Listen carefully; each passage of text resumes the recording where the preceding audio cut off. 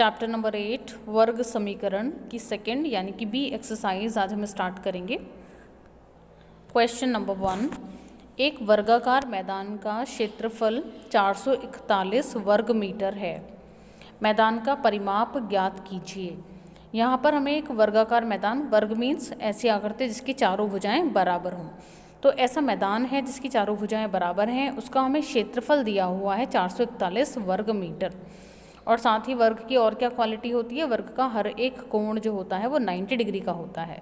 ठीक है, तो यहाँ पर हमें क्षेत्रफल दिया हुआ है 441 वर्ग मीटर और परिमाप ज्ञात करना है। तो परिमाप निकालने के लिए हमें चाहिए होगी वर्ग की भुजा, क्योंकि वर्ग के क्षेत्रफल का फॉर्मूला होता है भुजा गुणा भुजा। तो भुजा अगर हमने x ली है तो x गुणा x, और वर्ग का परिमाप होता है 4x, क्योंकि परिमाप का मतलब होता है चारों भुजाओं का जोड़, यानी कि चारों भुजाओं को जब ऐड करेंगे यानी कि 4 गुणा भुजा।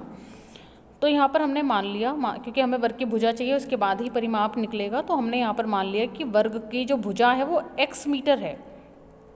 ठीक है, और क्षेत्रफल हमें दिया हुआ है 441 वर्ग मीटर। ठीक है, और अकॉर्डिंग टू द फॉर्मूला क्षेत्रफल जो है वो होता है x स्क्वायर यानी कि भुजा की पावर 2, और भुजा हमने यहाँ पर x मानी है तो x की पावर 2। तो फॉर्मूले के अकॉर्डिंग क्षेत्रफल हुआ x स्क्वायर, और जो क्वेश्चन में गिवन है वो है क्षेत्रफल 441। तो ये भी क्षेत्रफल है, ये भी क्षेत्रफल है, दोनों को बराबर रख देंगे। तो x स्क्वायर को हमने 441 के बराबर रखा। अब क्योंकि हमें चाहिए यहाँ पर भुजा, तो हमें x की वैल्यू चाहिए, तो यहाँ से हम स्क्वायर हटा देंगे। स्क्वायर हटाने के बाद ये जो स्क्वायर है दूसरी तरफ जा करके बनेगा अंडर रूट या स्क्वायर रूट। अब 441 का स्क्वायर रूट निकालेंगे। भाग विधि से निकाला हुआ है हमने यहाँ पर, आप चाहें तो गुणनखंड विधि से भी निकाल सकते हैं।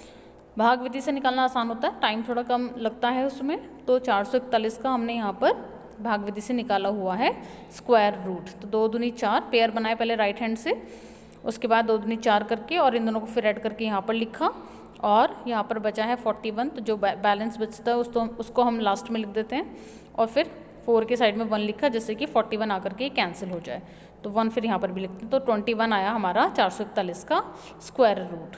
ठीक है, तो यहाँ से x की वैल्यू हो गई प्लस माइनस 21। ठीक है, प्लस माइनस क्योंकि अंडर रूट करने पर प्लस माइनस ही आता है। अब क्योंकि यहाँ पर लंबाई चाहिए हमें भुजा की, तो लंबाई के लिए माइनस को निगलेक्ट कर सकते हैं, यानी कि नगण्य मान सकते हैं। तो हमें लंबाई जो है हम पॉजिटिव में ही लेते हैं, प्लस साइन में ही लेंगे। तो x की जो वैल्यू है यानी कि जो मैदान की भुजा है उसको हम प्लस में लेंगे, यानी कि प्लस वाला 21। तो भुजा की लंबाई हो गई 21 सेंटीमीटर, सॉरी 21 मीटर। मीटर क्योंकि हमें जो क्षेत्रफल दिया हुआ था वो मीटर स्क्वायर में था, तो इसलिए जो भुजा है वो मीटर में आएगी। अब क्योंकि हमें चाहिए परिमाप, तो परिमाप निकालने के लिए परिमाप का फॉर्मूला लगाएंगे 4 गुणा भुजा। 4 गुणा और भुजा हमारे निकल करके आई है 21 मीटर, तो 4 गुणा 21 और गुणा करेंगे तो 84 मीटर। तो इस तरह से जब हमें किसी वर्गाकार या आयताकार, अगर आयताकार दिया होता है तो आयत का फॉर्मूला लगाते हैं, वर्गाकार है तो वर्ग का फॉर्मूला लगाएंगे। तो जो भी आकृति हमें दी गई होगी उसी आकृति के अकॉर्डिंग उसके फॉर्मूले लगा करके हमें जो वैल्यू पूछी जाएगी उसको फाइंड आउट करेंगे। यहाँ पर हमें क्षेत्रफल दिया हुआ था तो हमने परिमाप ईजिली फाइंड आउट करा। उसके लिए हमें पता था कि हमें भुजा की वैल्यू चाहिए होती है, भुजा चाहिए होती है, तो हमने पहले भुजा फाइंड आउट करी।